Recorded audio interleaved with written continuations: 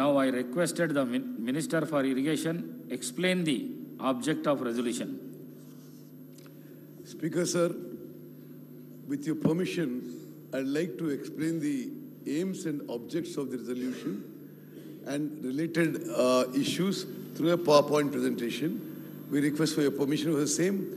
Sir, very briefly, I'll try to cover certain issues regarding Krishna River projects and issues related to that, because ఈ గత 3-4 వారాల నుంచి తెలంగాణ రైతాంగానికి, తెలంగాణ ప్రజానీకానికి కొంత అపోహలు, అనుమానాలు ఉండే విధంగా కొందరు పెద్ద మనుషులు మాట్లాడుతున్నారు.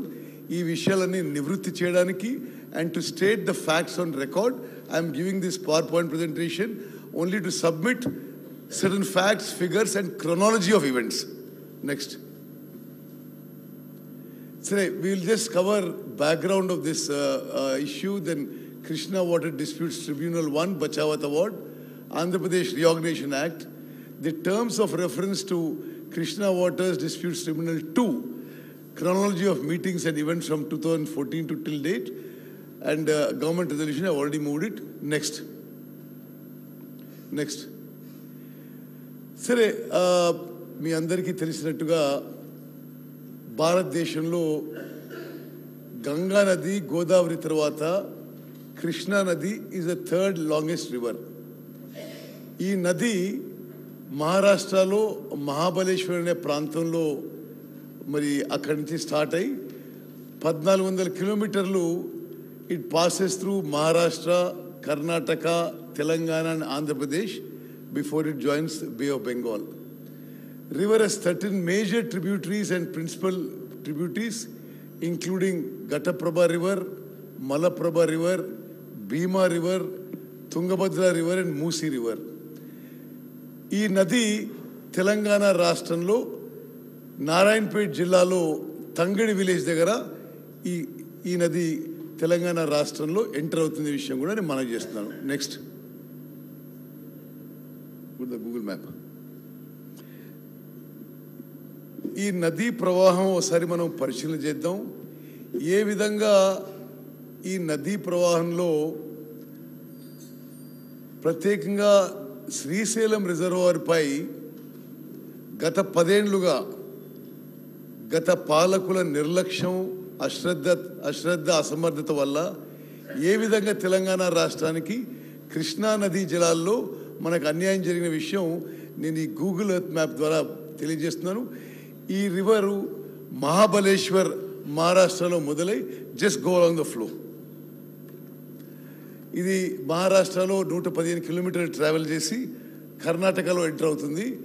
కర్ణాటక నుంచి ఇక్కడ ఒక హిపార్జీ బ్యారేజ్ అని, ఆ తర్వాత మూవ్ ఫర్దర్ ఆల్మట్టి డ్యామ్ దగ్గర వాళ్ళు స్టోరేజ్ చేసుకుంటున్నారు.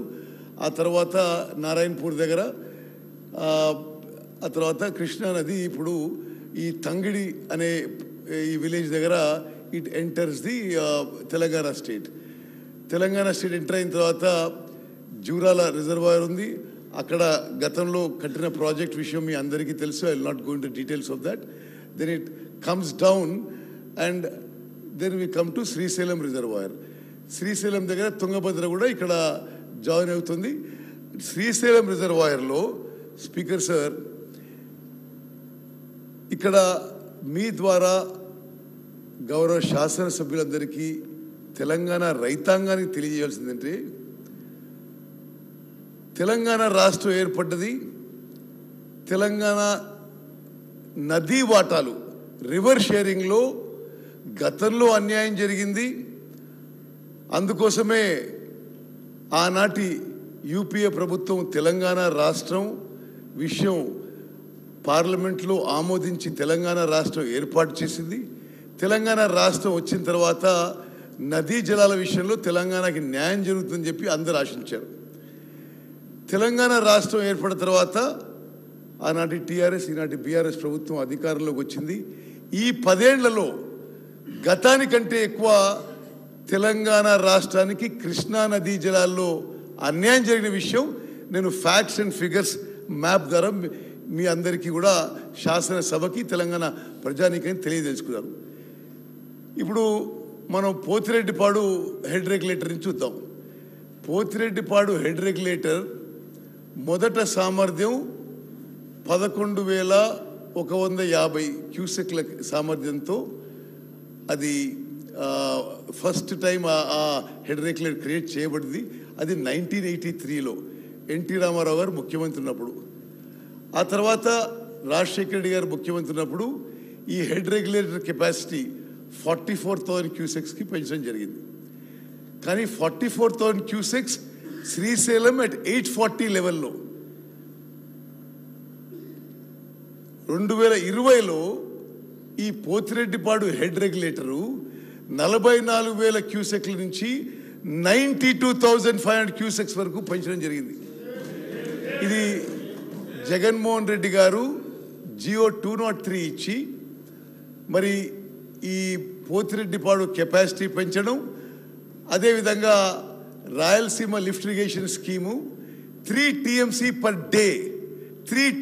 పర్ డే కెపాసిటీతో ఆ జియో 203తో తెలంగాణకి గ్రావిటీ ద్వారా రావాల్సిన నీళ్లు ఇల్లీగల్గా ఆంధ్ర రాష్ట్రం గత ప్రభుత్వం ఉన్నప్పుడు గత పాలకుల మరి ఐదర్ సైలెంట్ అప్రూవల్తో ఈ Pothireddypadu expansion to 92,500 and Rayalaseema lift irrigation scheme 3 TMC per day.